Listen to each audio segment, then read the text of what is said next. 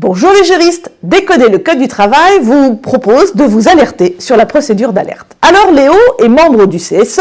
Ce matin, quand il arrive dans l'usine, il constate que le plafond menace de tomber dans l'atelier. Il voudrait savoir comment alerter de la situation. Le Code du travail, article 4131-2 et suivant, prévoit que l'alerte peut être utilisée en cas de danger grave et imminent pour la santé et la sécurité. Il y a souvent conflit entre employeurs et membres du CSE sur l'appréciation de la situation.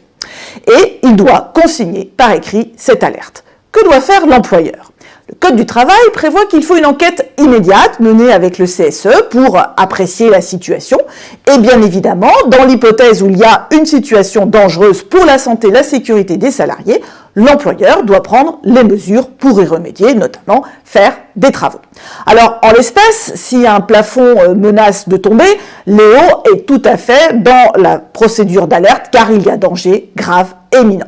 On verra dans une prochaine vidéo qu'en cas de conflit entre le CSE et l'employeur sur la procédure d'alerte, se pose la question de savoir ce que peut faire le CSE.